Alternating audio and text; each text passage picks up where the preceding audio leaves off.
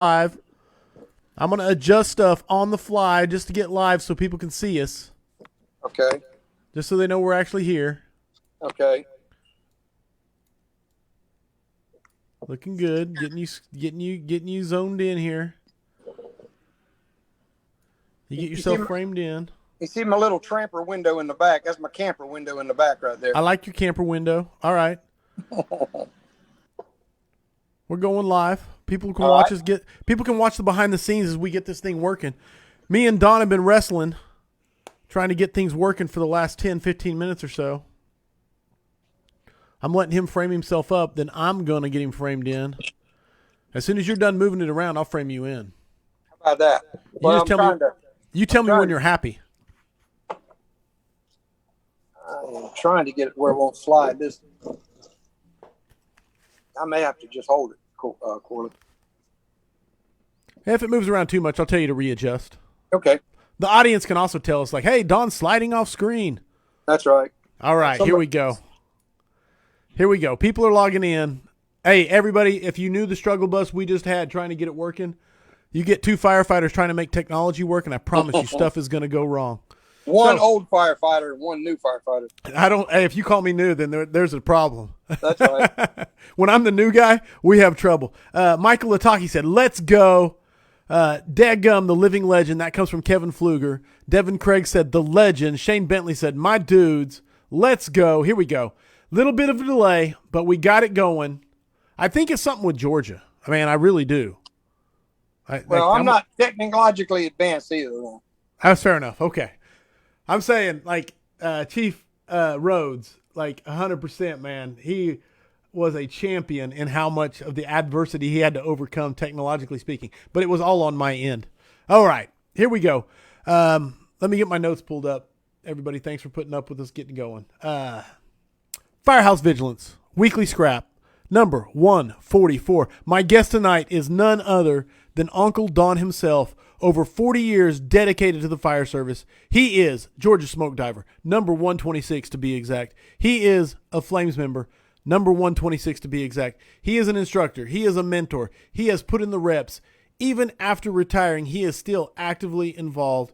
FDIC logistics, instructing, mentoring, you name it, this guy has done it.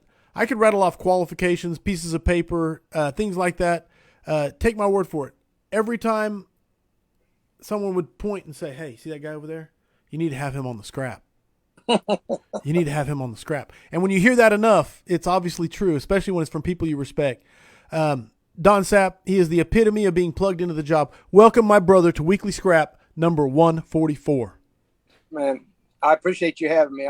It's a pleasure for me to be able to do this. Awesome, man. Is there anything like the intro is very condensed considering your career? Is there something I missed? Anything you would like to add specifically? No, not really. I mean, some of the most important things are actually were the flames and the smoke divers, and then when you're a part of that, you get to mentor along the way. So that's pretty good.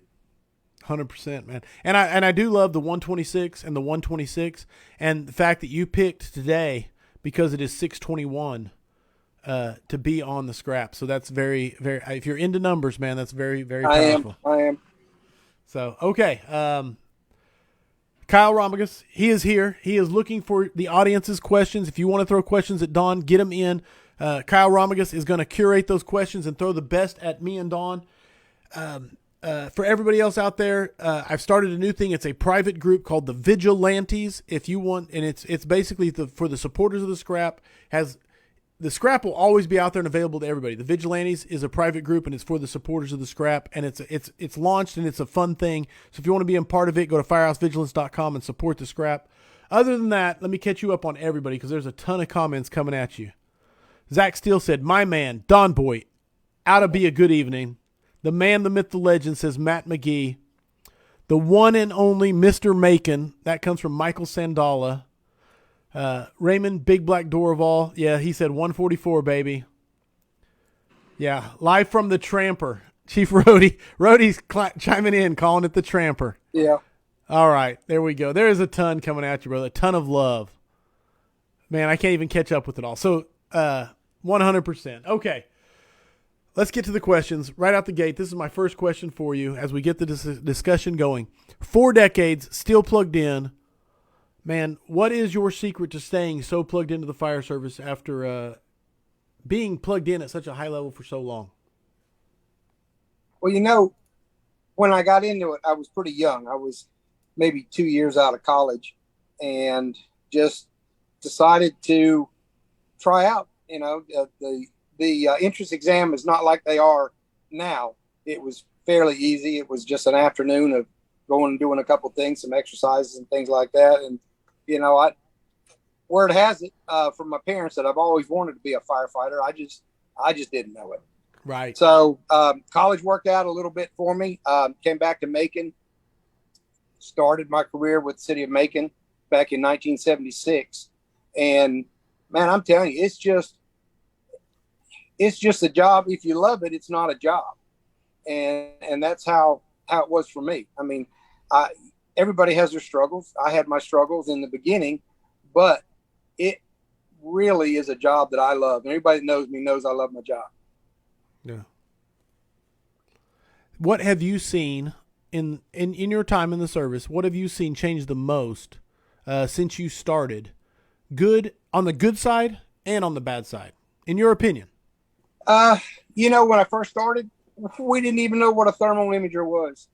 Your thermal imager was the back of your ears. Your the back of your neck.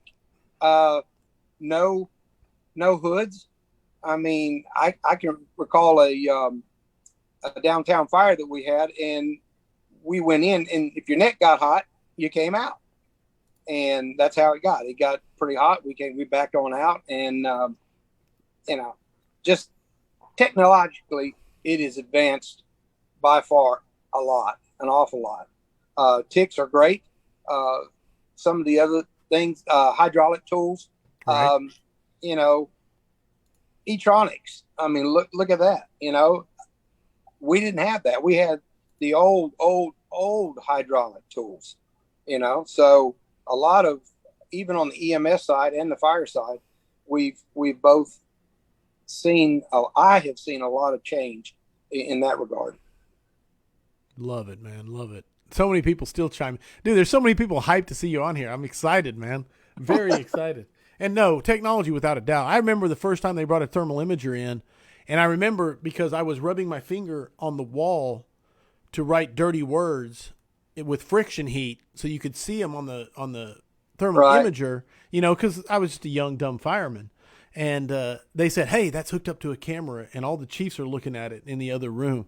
And I still remember that to this day.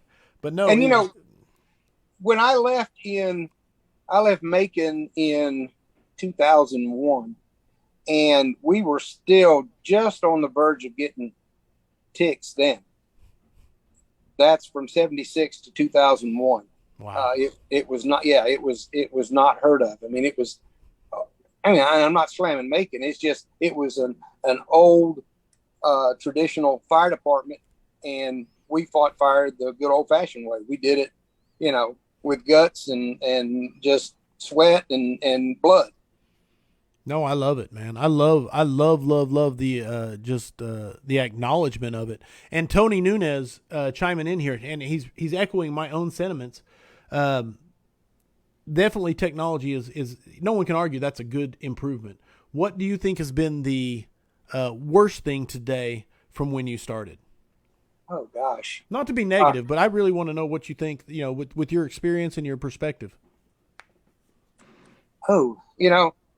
When you love the job, you don't look at negative stuff. No. If anything, I would say negative. I would say the new breed of firefighters coming up to think you owe them everything. They don't put their time in, but yet they want you to respect them, and you do respect them to a point, but they have to earn their time, and that has been a big obstacle for me to understand, is how this man can come in with 5 or 6 or 7 years and expect to get the respect that a man with 25 years on gets. Right. That's difficult for me. No, 100%, and earned, I will say. Yes. 100%, man. Andy Starn says, "I love the shirt. You are the man, Don." So Hey, not that was only given to me by a friend of mine. fair enough. Not only Yes, did he talk about thermal imagers, he's wearing Insight Fire training, and Andy Starnes exactly. calls it up. 100%. Perfect answer. Christopher Snow asked, "What's your driving factor that's helped get you through your hardships?" Dude, um, you know, I could be a preacher right now, but I'm not. I'm not going to preach. But I've got to say, God has sustained me and my wife both through this an awful lot since February, and it's just been at every turn we're taken care of, whether it's by brothers and sisters, or God just provides a way for us to make another day, make another week, make another month. It's just there again. I love what I do, and I am retired, but I don't look at myself as being retired. I still enjoy it. I still get to put in the work. I enjoy the work, and it's just one of those things where you enjoy it, and it's not a job. I love that mindset, man. I absolutely love the mindset. And Christopher So said, "Take us to church." Raymond said, "Facts, preach." Man, I love it. Okay, before I move on to the next question, I'll make sure I'm not missing anything. Kyle's got it coming, and he wants to know what. He's typing it. He's using two fingers. I love you, Kyle. What have you noticed about the change in fire behavior since the 70s?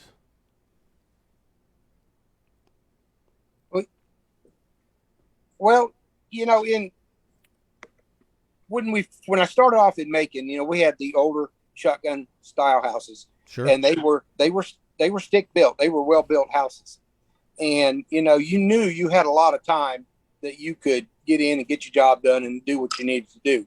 Now, today, not so much.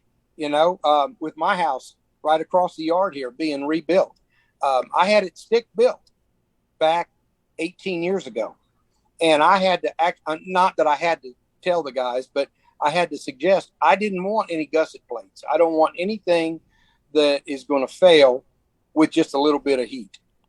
And, you see a lot of that. You see the contents of the houses that we have now are super, super, super heated up. They're just carcinogenics. Look at the cancer. Look at the cancer that we have in the fire service now, and the cancer-related injuries and things like that. And it's coming from everything that's in these houses, everything it's made from. They're just, I think cheaply made homes. They call it lightweight construction. I don't want to call it cheap, but it's lightweight construction. And lightweight construction, in my opinion, doesn't allow me to do my job like I want to do it. I can think of some fires I was pulled out of in Henry County, and we were working. We really were working and doing a good job, but we were pulled out because it was lightweight construction, and they didn't want to take a chance of something happening. Now, in your opinion, I know hindsight 2020 is what it is, and I'm not asking you to judge their judgment, but did you need to be pulled out or? Hey, you're asking a worker. No, fair enough. Yeah, 5 more minutes. 5 more minutes, Chief.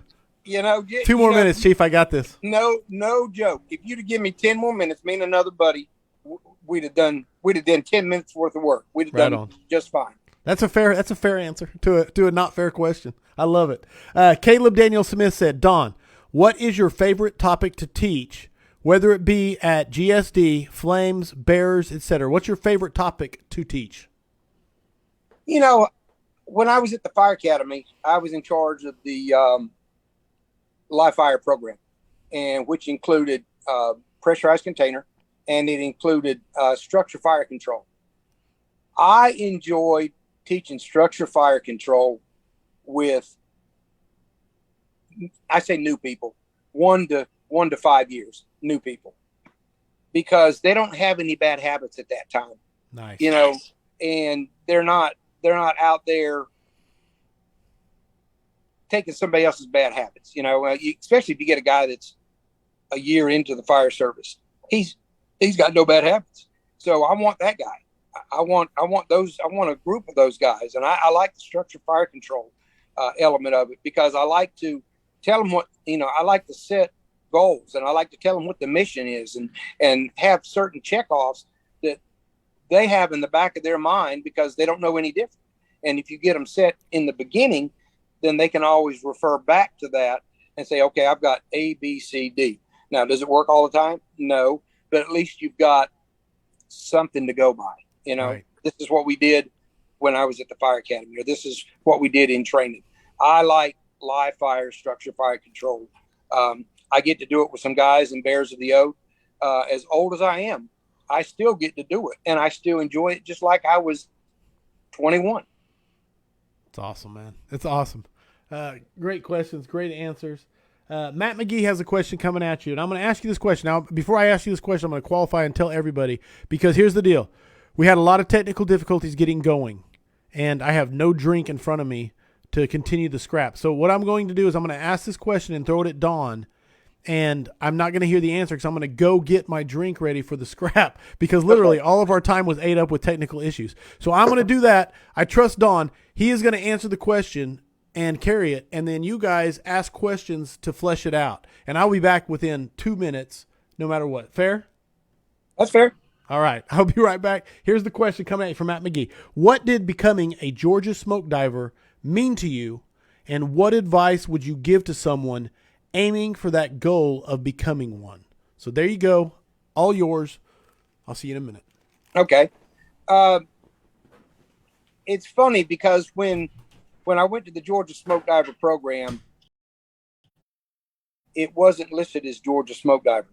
It was listed as Advanced SCBA class. So myself and 3 other guys just decided that we were going to go, and we were going to give it all that we had. When we got there, it was totally different than what we had expected. We didn't know that you had to run. We didn't know you had to do certain things. The way that we trained completely wrong on some drills. They have a 30-second drill where you don your BA, and the way that we trained was totally different than the way that they presented it to you in the class. Just totally different than what we expected. Still just as hard.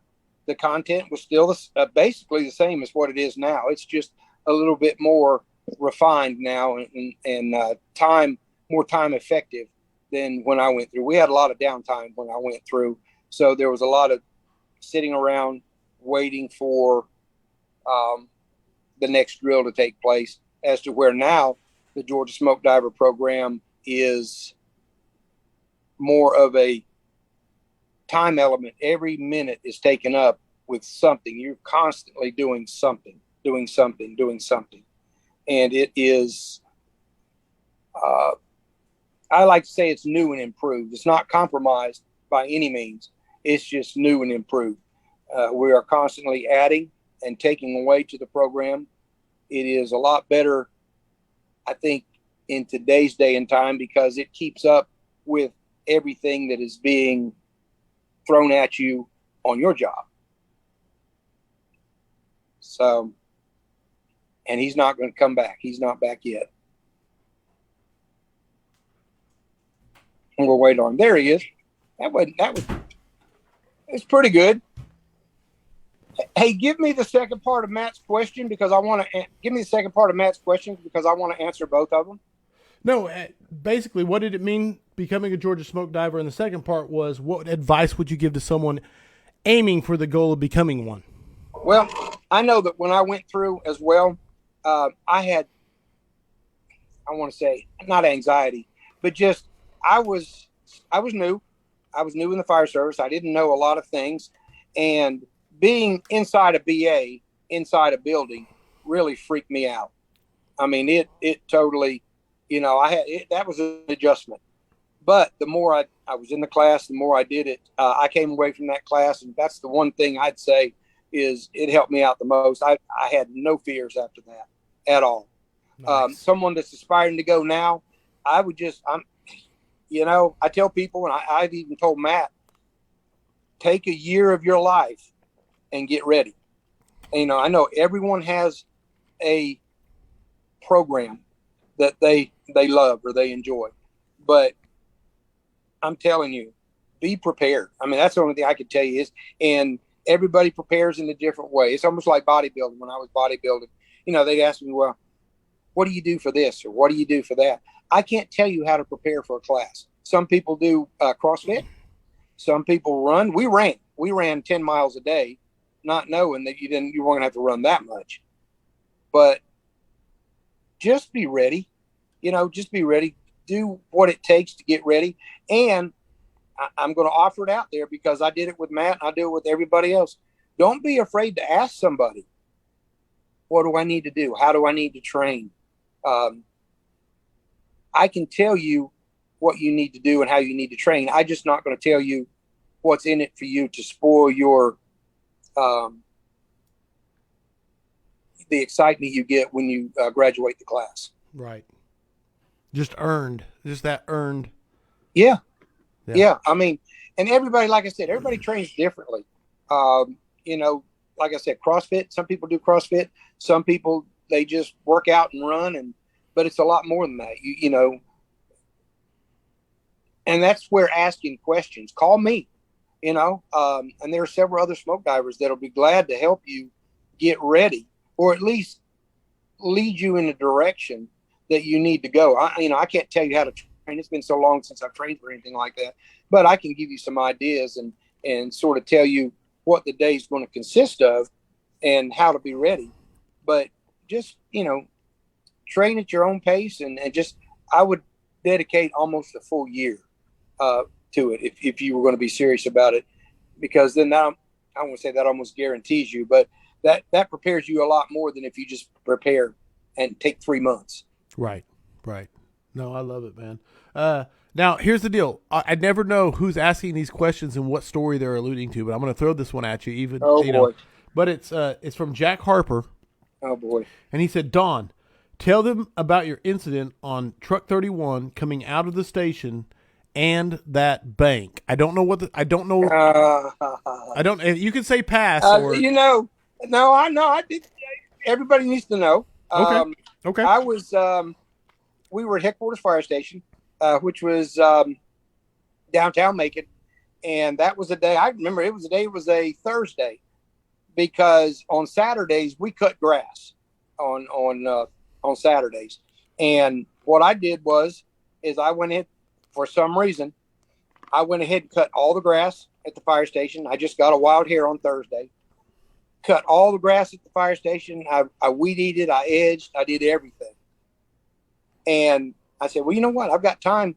I'll wash and wax the ladder truck as well. So I washed the ladder truck, waxed it, pulled, had it in the bay. I was going to pull it around to just run it around the corner. And when I did, that's a turn that I had made 200 times. Right. Easy, especially with traffic coming on from downtown.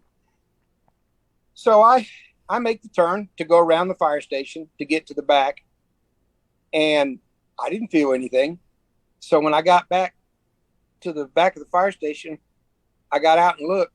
I had taken half the bank out with the officer side of the truck, the bumper up underneath it, with a big old clump of dirt up underneath the front bumper.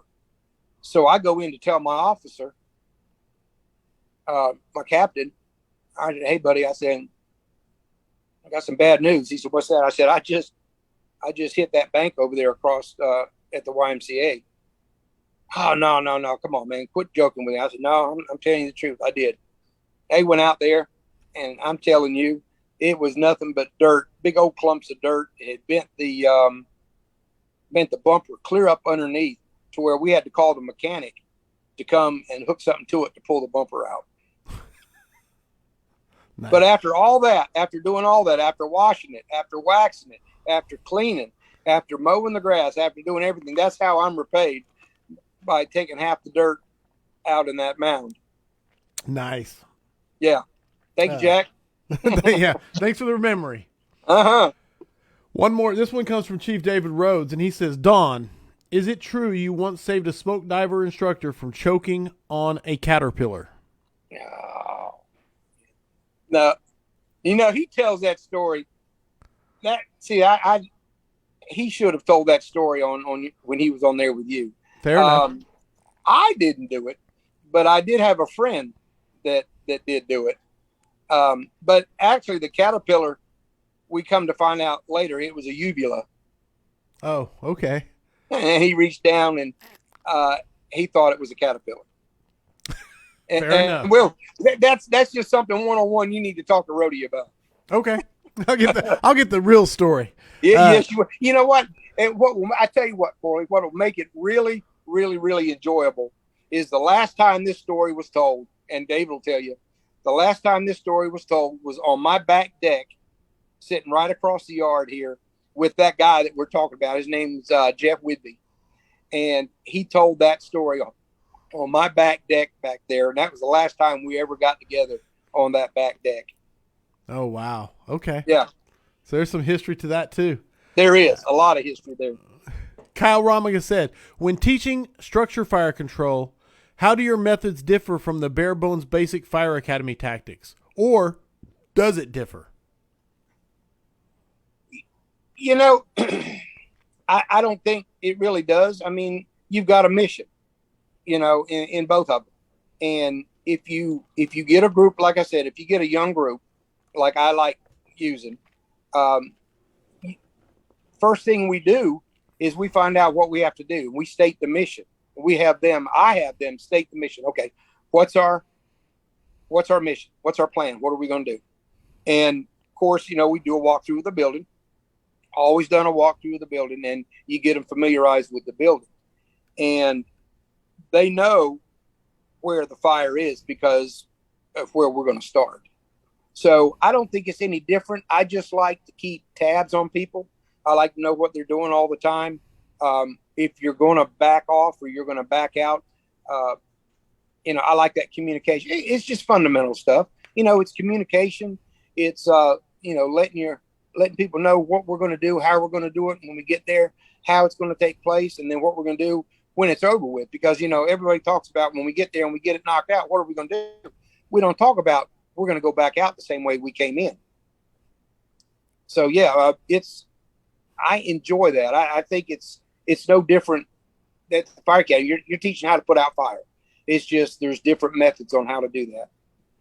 I love it. I love it. Raymond Big Black Dorival wants to know, what does the oath mean to you? Man, you know, I've got so many things in the creed here to go by. You know, we were talking about tenacity and resilience. Yes. And one of the words used is persistence. And in the beginning of the creed, if you'll look at it, it says, if I persist, if I continue to try, if I continue to charge forward, I will succeed. Nice. That's the mindset you have to have, you know? And now I'm preaching to Raymond, right? So no, that's it in a nutshell, man. If I persist, if I keep doing this job and I keep doing it, and that may be why I'm like I am now. If I keep doing this job, I'm going to get it right. I'm going to do it. I'm going to do it right. I absolutely love that answer. I don't think you have a better answer. I had to write down the soundbite. Michael K. Sandala says, why does a failure keep your mindset stronger than a quitting mindset? Does that make sense? No, it does. Okay, go ahead. Yeah. Good. Well, you know, if you fail, you're going to come up with 52 other reasons how you cannot fail the next time. You know, you're going to think about, how can I do this differently because I failed the last time I did it. So I know that doesn't work. So let me try it again. And then that goes right back into, if I persist, if I continue to try, Nice. it plays right back into it. That covers a lot of ground in a lot of the fire service. If we would just adopt that, and it's not a macho thing. It's not just a smoke diver thing. It's these young recruits, I don't see why they can't learn that. If I persist on this job, if I continue on this job, I will succeed on this job. And that's what you have. That's the kind of heart you have to do the job if you love it. If you don't, there's people out there that just come for a check. And everybody knows those people, and I've worked with them, and I'm sure you have yourself. And it doesn't make the job easy. You like working with those type A personalities all the time because everybody's trying to outdo everybody and trying to come up with a better idea. No doubt about it. And so basically, if I melt it down, the difference, like failure is not the factor. It's whether you persist or whether you quit. Right. No, I love that, man. I absolutely love that. And if you quit, you've got nobody to blame, nobody else to blame but yourself. If you quit, you can't blame conditions because you knew what the conditions were when you went in there. It's just don't quit. I think I read the other day, or somebody made a comment. It may have even been Basil. Don't make a permanent decision on a temporary situation. And that's quitting. Don't quit. And he said, don't quit at night.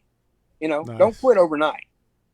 Come back the next day, give it another shot. And then, I'm not a quitter, but, just don't quit. Don't quit overnight. Perfect, man. I cannot even begin to say yes. Tenacity, resilience. I love it. George, brotherhood and sisterhood in the fire service. If I can speak, fire service, brotherhood and sisterhood. Talk to me about what it means to you. Wow. And here lately, it's not just in the fire service. It's actually for everything that Jenny and I have been involved in. It goes beyond those boundaries of the fire service. The guys in the fire service have stepped up 1,000%. I mean, it's just a brotherhood and a sisterhood that unless you're involved in it, you don't get it. You don't understand. But it's, when you've got people just calling to check on you constantly, or, hey, what can I do? I can't tell you how many times I've heard the question, what can I do? Right. And I'd have to tell them, I don't even know what I'm doing. I can't even begin to tell you what I need or what I need you to do. Right. Hey, and Don, let me ask you, I don't want to interrupt you, but I want to say, for those who are listening, just kind of give what you're comfortable sharing, what you've gone through over this year. Like, I'm not asking for, I know you don't like drawing attention, but go ahead. No, I don't mind because I want people to know because, there again, I link it to the creed a lot. The creed. Over the last year, my wife in February was diagnosed with breast cancer. So, we that's a shock. You're driving along, doctor calls, you pull off side of the road, and then you have that moment where I've got breast cancer. And we get past that, and you do what you have to do and you move on. So we fast forward to May 18th, and here I am. I'm up in teaching at Massey, and I get a call from Jenny saying the house is on fire. And she saw it on the Ring doorbell. So I said, all right, well, I'll be home shortly. It took me 2 hours to get home. Got here, and the inside of the house was totally destroyed. Totally destroyed. I think we saved a bed frame. We saved one of Jenny's grandfather's little mementos that he had. And we also saved the grandkids' little table and chairs they got from Santa Claus. But that's about it. That's about all we saved. So, but then you go back to the creed, and the creed says it's not given to me to know how many steps I must make in order to reach my goal. I don't know how many steps. And then you preference it with that, with Jeremiah 29:11 and 12, that says, for I know the plans I have for you, plans to prosper you, not to harm you, plans for a future. So they sort of go hand in hand, so that's where the resilience comes from. That's where the tenacity comes from. That's where the faithfulness comes from, is you see it, and you see it through the brotherhood. You see it through the sisterhood. You see it through people that you don't even know that are being a brother and a sister. They don't even know, I could give you so many examples, and they don't know, they don't know they're being that supportive. Right. But I've had just a total outpouring of support and love and care that it's not that that's what you want. Nobody, I don't wish this on anybody, but I can tell you this, if you've worked a career as long as I have, and as long as somebody else has, you've got those people, and they don't mind helping. And for a person, and I'm sure you're the same way, if you're a giver, it's hard to take, Corley. Oh, yeah. It's hard to take. And sometimes you have to be taught that lesson. It's okay to take it. It's okay to say, okay, I'll take it. That, I'm telling you, buddy, that hurts. That hurts. But to know that you got to take something from them and they actually got to help you makes their day as much as your day. So I'm done preaching. No, dude, it was strong, man. I did not mind one bit. And I don't remember who told me a long time ago, but it was when it was in a moment of need for me, and someone was trying to help out, and I just like too proud to take the help. You know what I'm saying? Mm-hmm. And they said, hey, don't rob me of my blessing. Exactly. My mother-in-law told me that. Right. She did something for me one day, me and Jenny, and she said, so you're not going to take my blessing? Like, oh man, why you do this to me? Why are you running me through that? Yeah, that's right. Exactly. Yeah. No, it's strong. It is very strong. I love that message. You can preach as long as you want. Go ahead. No. So like I touched on it earlier. Like I was at Bears of the Oath. I think it was number 4. It might have been number 3. But they were like, so many people would point over and say, "Hey, that guy right there. The guy with his hat on backwards. That guy right there." Don Sapp. Yeah, you need to have that guy on. And I'm like, who is he? He's like, he's Don Sapp, blah, blah, blah. And I was like, okay. And I talked to you, and we talked about it, and we met and became friends. And they were like, that guy's the real deal. But I guess what I'm trying to ask is, because I know your answer already just from knowing you, but how can you express how important your legacy is, looking backwards when people around you, your peers and people you mentor, speak of you in that way? How can you express that to people, how important that is? Man, let me tell you, and I could call Jenny in here right now. She'll tell you, I struggle with seeing it that way. I struggle big time with it, seeing that way, because to this day, I hadn't figured it out, because I don't mean anything bad by this, but it's what I'm supposed to do. It's right.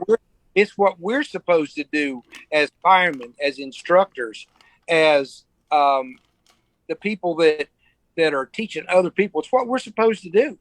And I don't look at myself as anything any different than anybody else. It's just they see it different. And I asked Jenny, why?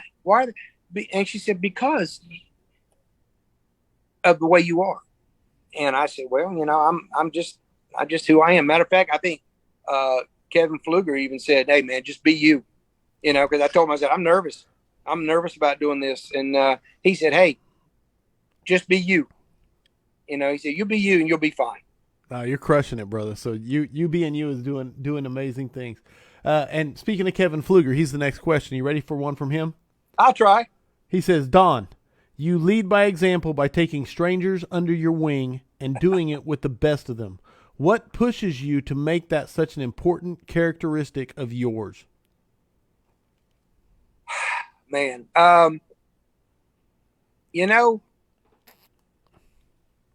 both Jenny and myself, we don't meet strangers. We never have. And I take pride in that, because I don't get to meet Corley Moore if I don't say, hey man, what's going on? Mm-hmm. I don't get to meet Kevin Pfluger in Dalton if I don't say, "Hey, man, what's up? Where are you guys from?" It's not hard, it's that, and then it's an open line of communication at that point. Now, on the flip side of that, they don't have to answer. They can say, go away. Right. Yeah. Who are you? But, Who are you? Yeah, exactly. Yeah. And I'm nobody in the scheme of things. I'm nobody, but I just am a guy who likes to. I love my job. I keep saying it. I'm just a guy who loves his job, and if you love your job, you're gonna be better at it. You're gonna want to talk to those people. I want to find out from people in Texas how they do things. We're gonna go in. We're going in March. We're gonna go Bears of the Oath in March. I'm looking forward to that because I want to see how things are done there. I've never been to Texas. We got to get you to Texas then. Oh yeah, I'm excited to go because I want to see how they do things. I want to see, maybe there's something this old man can learn. Right on. Are you going to be at Dadgum? The what? The Dadgum Fire Conference? Yeah, absolutely. Yeah. Okay. Yeah. Okay. Good. All right. Awesome. All right. 2 questions, but they're the same question. Come from 2 different people. Nick, I want to say his name right. Nick Pluscata and Devin Craig. So both of them want to know. Basically, I don't know which version I'm reading, but basically, how do you keep that drive going after 40 years of the fire service? Wow. I don't really know. I just know that it goes back to I want to learn something different. I want to be involved. I want to learn how to do certain things. It's just like tying a bowling. There's like 28 different ways to tie a bowling, but each one of them work. And I want to learn how people in Texas and Louisiana and Atlanta, I want to learn how they do things, how they advance on a fire, how they do certain things, how they, get from point A to point B. I'm just wanting to learn. Raymond was saying that he's in Philly right now doing a class, and somebody was commenting today, hey, never stop learning, never stop. And I don't ever want to stop learning. There's something I can learn, because if I can learn it as old as I am, I can teach it to somebody younger than me. Right on. But that drive is just, it's internal for me. I mean, it's not it's not an ego thing. It's nothing like that. It's just, I want to learn something different, and if I can learn something different, yes, I'm in. So let me dig here for a minute, because you told the story earlier, but you're supposed to mow the yard on Saturday, but you said, you know what, I'm going to mow and weed eat on Thursday because I don't know, because you're a driven guy or you were just bored. And then you're like, you know what, I'm going to go ahead and I'm going to wax the truck. I don't know what day you're supposed to or what day, or if you were, but you did it on your own. Have you always been just a driven guy since the beginning, or was there a period where you weren't? No, I used to be a slug. Okay.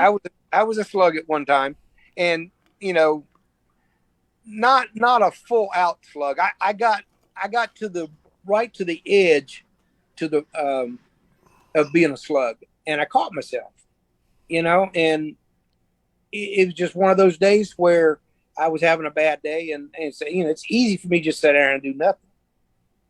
And I said, no, I'm not going to be like that, So, and when I worked in Macon, we worked 24-hour shifts. So we were 24 on, 24 off with a long day, what they call a long day, once a week. And depending on which ones you were, mine's were Tuesdays and Saturdays. So every Tuesday and Saturday I had off. But it's just one of those things where you're driven. Like you said, I'm driven. I was on the edge of being a slug, and just something clicked. I don't know what it was. I started wanting to train, Now, that didn't mean that everybody wanted to train. Right. Not everybody. And I think of a story that I used to work with a guy, I don't want to mention his name, but we used to call him Eeyore. Okay. We all Oh, have an Eeyore. everybody hates me. Nobody loves me. And but we were good together when we were on the ladder truck. We all worked together. We had a great time. We had a good crew. And he tells the story. I don't remember it, but he told me. He said, "Man, we had a 2-story apartment house on fire right down the street from the fire station." And I said, "Come on, man, let's go get the ladder truck, or let's go get the ladder and run back and ladder that window." So we walked down there and got it. Well, we ran back. He said, "I didn't think you literally meant let's run back." And so, but we ran back. We ran up there and got in the window and did the job. So you have those Eeyores and those people that, you've got to, he's not going to hurt me. He's not going to affect the way that I do my job. Maybe I'll rub off on him. He's not going to rub off on me.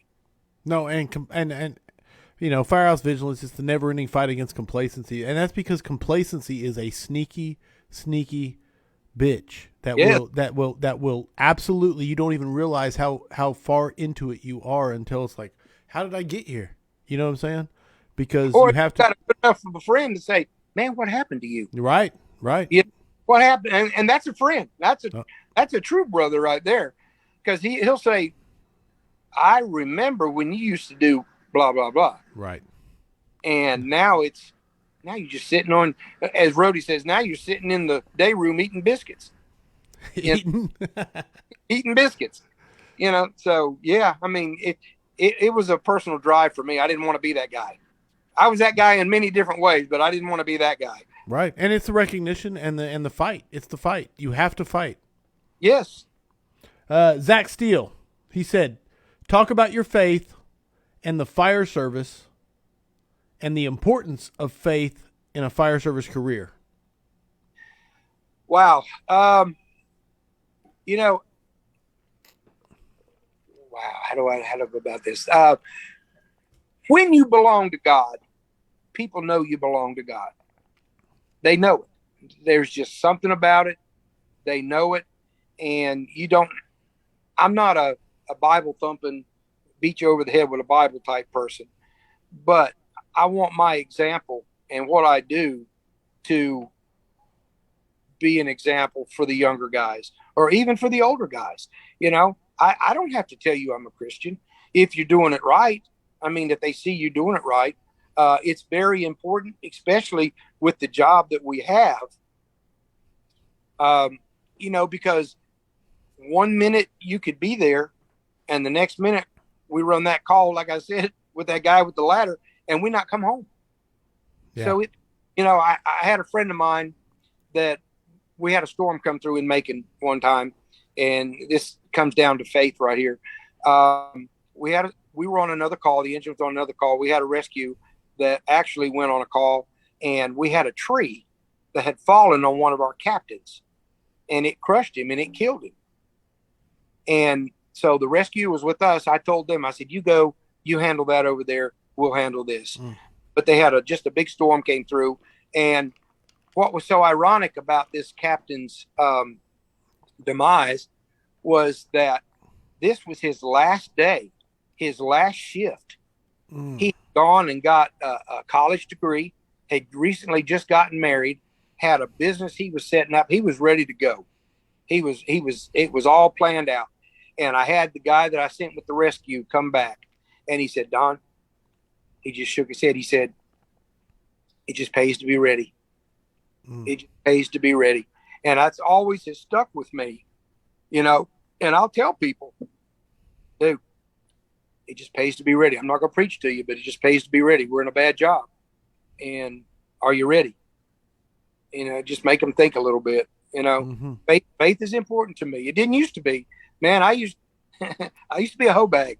I'll tell you, I was a heathen at one time. But it's just funny how God just changes everything about you, and people know. They say, "Man, what happened to him?" Which I don't mind. I'm good with that. I just am glad it's not the other way. I used to be a Christian, and now I'm that's not good. Right. No, I love that, man. Dude, 100%, man. Okay, let me get back to the questions I had. Audience, if you have anything else, man, you got Don here to yourself. Uh, Basically, I want to. This was kind of my own personal question. I'm trying to, because you had your own like your own home burned down. You know, Right. after doing this job for 40 years, after still being plugged in, after retiring, after doing this job for 40 years, like just in the last few months, you had your own home burned down, and I just kind of wanted to pick your brain and say, how has that I didn't even know if we'd have to cancel the scrap because, you know, your house burned down between me saying, hey, will you come on? And then you had your house burned down. But all that being said, how has that changed your perspective towards the fire service, towards what we do? Uh, because you have a unique perspective now. I do. And, I've actually talked about that with certain people, you know, being in the fire service, as long as we've been in the fire service and myself, I've seen it full cycle to the time that we get the call, we respond to the call, we go put the fire out, we do whatever it is we have to do. And I was on the ladder truck the majority of my career in Macon. They seemed like they put all the workers on the ladder trucks and all the engine guys got the easy jobs, you know. So, but they put all the workers on the ladder truck. Well, our job, we had a chief, we used to call him Chief Newwood. And I had worked with him for so long, he would come in and say, Don, you know what I want? Yes, sir. And we would take that, whatever room it was, and take it down to Newwood.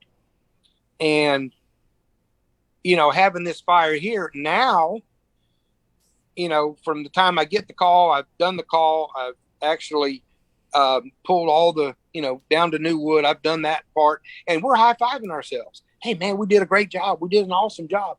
But then it kicks in. Now I'm the homeowner, and I'm the guy left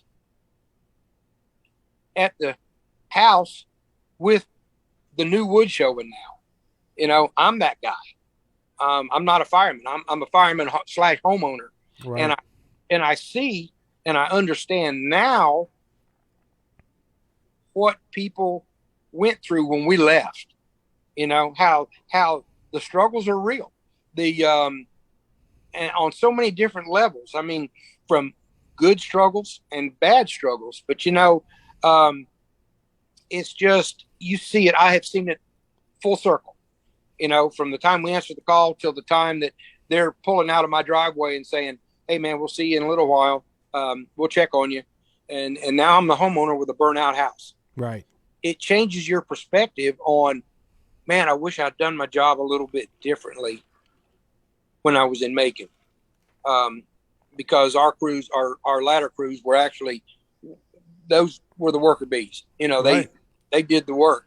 And I'm not saying the engine crew didn't. I mean, they always helped, and they were good. I mean, we just all did it as a team. But you get in there, and how I wish, I'd known then what I know now.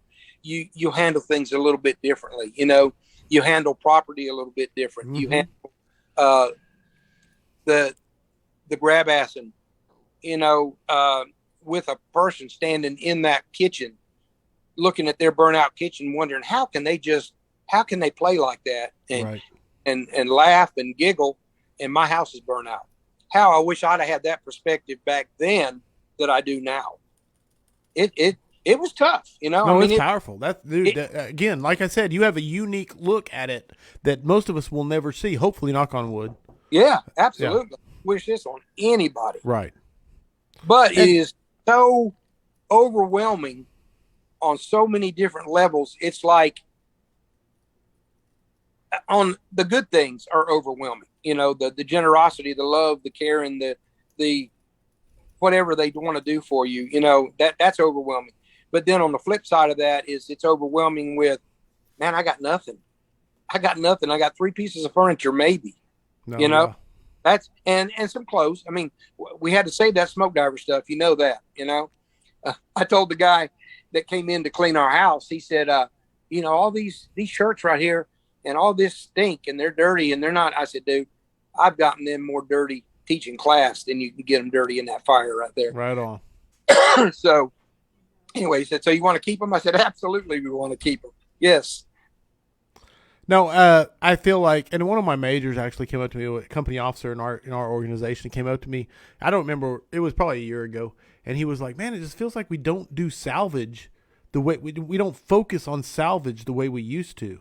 He goes, "I really want to focus back on that," and he did, and his crew is focused on it, and it's been an amazing thing. But and you can see it when you catch a fire and you protect that painting that's on the wall or that photograph or insert whatever memorabilia that you take that extra step that if you hadn't done it intentionally, you would not have done it. That's But right. how much it matters to the person when you say, "Hey, we covered this up before we hooked all this down." You know what I'm saying? Yeah. And it's just Yeah. that extra that little bit of extra that makes such a difference. Well, and that's crazy because what we used to have the old tarps, the old, excuse me, the old green tarps, the real heavy military type tarps. Sure, yeah, like Not, almost canvas. yeah, it's not the blue ones that we have now. So our job on the ladder truck was to cover what goods we could cover, under the fire room or wherever, so there's no water damage or any more damage that would take place. So, and we did it, but we only did it out of repetition. We only did it because, hey, don't you think we need to cover this? How I wish I'd have known then what I know now, why we cover it. Right. The it would have been, not that it wasn't important then, but it had been much more important, like you just said. That little piece of memorabilia, that little knick-knack picture of whoever. Here, I saved this for you. Right. That's a big deal for people. Dude, monstrous. Like if you like, don't get me wrong, saving a life, nothing's gonna ever touch that. That's our purpose and everything like that. But when that's off the table, the next best thing you can do is save something that people cannot replace, man. That's Like, true. And we had a battalion chief that, towards the end of my career in Macon, uh, he actually got proactive a little bit, and with the ladder trucks, and we had runners cut for whatever calls we made. It didn't have to be a working fire. It could have been just a call that we were going to go in and check on a dryer right. or dryer venter, but we were to put down these runners, and we were to treat the people in the shotgun shacks just as important as the people that own the $1 million homes. The McMansions, right? Yes, and Yeah. and he said that's what we're going to do. It wasn't, there was no question. This is what we're going to do, and this is how we're going to do it. Dude, I love it. And Michael Sandala said, "Our favorite day at work is somebody's worst nightmare." Dawn dash 126. So I love that, man. Yeah. All right. I love to find out, and I mean, brother, I could sit here and talk to you for hours, and I would, but I like to kick it and say book or books, and I'm excited about this one because you told me what it was. But book or books that you think firefighters should be reading. Well, I have bought this book a lot and gave it out, and now you can get it for like $5.50. I saw on Thrift Book the other day, but it's Nice. called The Energy Bus, and it's by John Gordon. And I have it written down. It just talks about the 10 team building people that you want to be around, to build a perfect team, to build. I don't want to give. It's a real short read. It's not very long, but it's called The Energy Bus, and it talks about a guy that actually didn't. He didn't have a car to drive to work, so he rode the bus.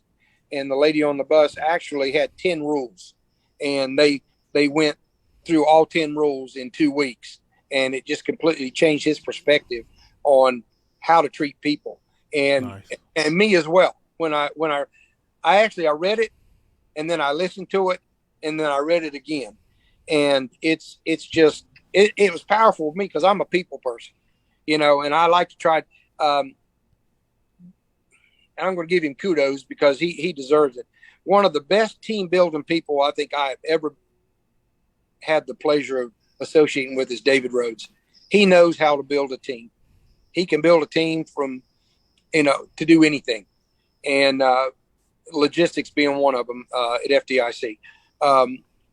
it's very rare that we have anybody that complains on us because we have such a good team. But, you want to work with people, with like-minded people. And when you work with like-minded people, you don't have any slugs in the crowd, and everybody's doing the same thing, and they enjoy doing it. So it's like, I see your this and I'm going to up you this, well, guess who benefits from that? The customer, No, 100%, man. And I love it. And the best, I talk to a lot of people, and a lot of people who are avid readers, and I don't think there is a better endorsement for a book than I buy this book and I pass it out. Yeah. Like, that is the greatest endorsement you can give for a book. So, 1,000. I'm excited. And I don't remember. My bad for not knowing who suggested the energy bus before, but just recently someone else suggested it, and so. Well, it talks about. I've got it right here. Might have been Raymond, but in some of my notes, it's the energy bus, of course, but it's the 10 rules to fuel your life, your work, and team with positive energy. Love it. And actually in this book, he gets rid of some of the people that are negative on the team, which is pretty cool. And do we have that at the fire station and in the fire service? Absolutely, we do. It's just up to the 1% to get rid of them. Love it, man. And I think it was Raymond who said the energy bus before. Well, I have something to talk to him about when he comes to Smoke Divers then. There it is. There is he coming? He tells me he is. All right. The line's open. It was big. Okay, Shane. Okay, thank you, Shane. Man, again, I apologize when I get people's books or names wrong, but there's a lot of books and a lot of names, so you have to roll with me. You have to roll with me. 100%. Okay, so, Don, we have a thing we do on the weekly scrap. It is called the 5 questions for firefighters. After like 100 times of asking the same questions, we switched it up, and so now it is the next 5 questions for firefighters. The points are completely arbitrary, although apparently everybody gets max points. But completely arbitrary, they're assigned by me. The answers are 100% your opinion. So what I want to know is, are you ready for the next 5 questions for firefighters? You know what? I'll give it my best shot. Fair enough. That's all I can ask. All I can ask. Here we go. Number 1, what single characteristic, and I'm going to write down what I think is your answer. I'm going to write it down. I could be wrong, okay, but I'm writing it down. What single characteristic makes the difference between a run-of-the-mill firefighter and the top-tier, go-to, badass firefighter? It's a 1/2-word answer. Okay. Passion/desire. Nice. Because if you have passion, you're going to have desire, and you can be taught. You can teach anybody with desire and with passion. You can teach them, and they want to learn because they've got that desire to learn. You don't have to pound it into their head. You don't have to make them. Okay, we're going to make you do this. So it's passion for me because I can't tell you how many people I've had tell me he's so passionate. Well, it's because I love the job, and if you can tell the ones that love the job and the one that love the check, right. So I get it. All right, I got to show what I wrote down because I would love for it to be passion. I really would. I thought this is what you were going to say right here. Let me see if it'll persistence. Dude, I got my glasses on. I can't see. What is it? No, it's all good. It says persistence. Persistence. Okay, it began with a P. No, it did. I was close, but that's what I really thought. I wanted to share because I wrote it down. I really thought I had it, but no, brother. Passion and desire. If you give me someone with passion and desire, we can teach you everything else, man. 1,000%. Exactly. Yo, I love it. So max points for you, even though I didn't guess it. I tried. Number 2. If you could go back in time, and this was actually a question that was asked earlier. I don't remember who asked it, but I saved it because it's one of the next 5. If you could go back in time and give yourself one piece of advice as a rookie, what would it be? Listen more. I didn't listen. I was that guy. I thought I knew it all. And it took just several instances to just make me realize you're not all that. and you don't know all that. So I would say just to listen more, and listen in a way that you're receiving it, not just to listen. I mean, you can hear what somebody says, but are you listening? You know, I want to listen more. I want to be able to get out of the what you're telling me. I want to pull it all out. Dude, communication, like listening is yeah. Effective communication. Man, the key to it is listening, man. Yes. Just and listen, man. I love that, brother. Dude, I can't even begin to tell you how much I love that. Number 3, I think we asked this earlier almost. What is your favorite training drill? Well, you know, I like the live fire. I like to teach live fire, and I like to get young young guys involved in it. But when it comes to teaching like at flames and smoke divers, I like the nuts and bolts drill that we have. Because if in this environment that we put you in, if you can find a nut and a bolt, you ought not have any trouble searching a house for my wife, my kid, my grandchildren, my dad. You ought not have any trouble. There's no Right excuse. on. Dude, perfect answer, man. Love it. Max points. Number 4, what mistake have you learned the most from in your fire service career? I'd have to say, and you have to investigate everything, but things aren't always as they appear. They're more times than not, they're not as they appear.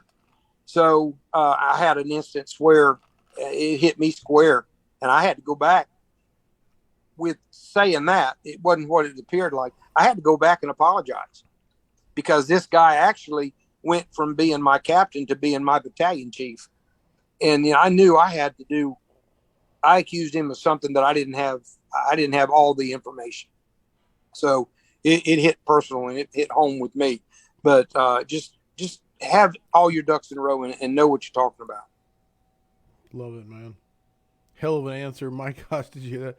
No, there's 100% people saying yes. Max points. Max points. I love it, man. All right, final question. It is not a new question. It is a great question, though. Heavy fire and searchable space.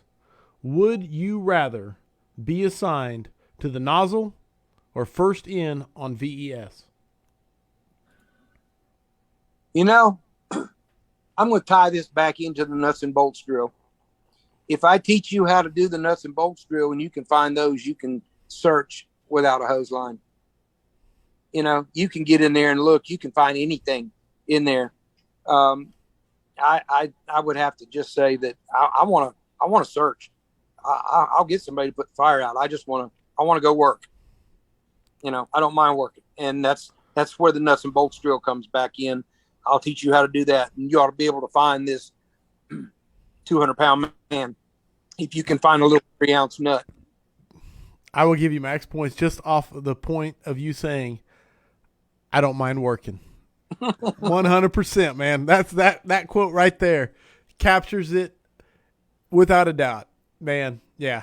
Smoothbore said, something tells me he is a VES guy, 100%. And there it is. That officially, with that crushing of the next 5 questions for firefighters, makes it 144 scraps in the books. Don Sapp, my man, if people want to get a hold of you, what's the best way to do it? You can email me, donboy126gt@gmail.com, or Facebook. And actually, right now, you can actually GoFundMe if you wanted to. I'm on GoFundMe. Imagine that. But the Don Boy or Facebook is better. Or I tell you, if you want my phone number, I'll give you my phone number. Just if somebody contacts you or they contact me on Facebook, I don't mind handing my phone number out, because when I was at the Fire Academy, I had business cards printed up. Actually, when I was in Henry County as well, I had business cards printed up with my personal cell phone number on it. I don't mind. That's the difference. I don't mind. So call me, and I'll be glad to help you any way I can. I love it, man. Brother, I've absolutely loved it. Okay, my housekeeping now, firehousevigilance.com. Go there. Shirts, coins, stickers, the book, hats. Man, I'm so close to my second book being out. The 9 L's of Leadership is coming out as a book. It's my class that I go around and teach. Chief Scott Thompson is writing the foreword for it as we speak. It's about to come out, so I'm excited about that, but it's not out yet. But to everyone supporting the scrap, again, this is a big deal for me. I never want to – the scrap is always going to be out there and available and done as weekly as I can make it happen. Now, certain things are going to mess with that, i.e. my daughter's wedding coming up. I probably won't have a scrap that week. I think everybody understands that. But every week, there's going to be a scrap coming out, and that's never going to stop as far as I'm concerned. But there's a thing out there called the Vigilantes, and that is the people that support the scrap, and that is a private group where we sit around and talk about things, books we're reading, ideas we're having, classes we want to teach, how the scrap should get better, the guests that should be on the scrap, the questions we should ask on the scrap. If you want to be a part of that, that is separate from just the weekly scrap, which is just something you can enjoy and watch. But that is the Vigilantes, and that is coming up. That is firehousevigilance.com. Support the scrap, and you get invited to that. That is all of that housekeeping, fast forwarding. Who is coming up on the scrap? Okay. Coming up on the scrap, we have Firefighter Fenton. Man, I'm really excited about this because this is, like, I'll give you a little preview. This is right on. It's coming. This one's not as red as it needs to be yet, but Amazon sold out on red mustaches, so we're going to work on it. But Firefighter Fenton's coming up, and then Robbie Owens, the Average Jake, followed by Kevin Pfluger, followed by Todd Shepard. So you talk about a star-studded lineup in the next 2 weeks, man. Don, you set the bar pretty high for those guys to follow. Man, I don't know. That's some pretty heavy hitters right there now. Those are good guys. You definitely set the bar, man. Thank you for being such a phenomenal guest. Well, thank you for having me. I was shaking in my flip-flops a little bit, but it sort of I sort of worked into it. You got so much to offer the fire service that 100%, man. You knocked it out of the park. To my audience, thank you for making it such a fun, and you guys are the ones that make it amazing. Sending the questions at us and allowing us to interact with you and giving us your evening. I can never say enough thanks. Don, I know, will never say enough thanks. And so for that, I say thank you. I hope the tone stays silent unless it's burning. Everybody, stay safe out there.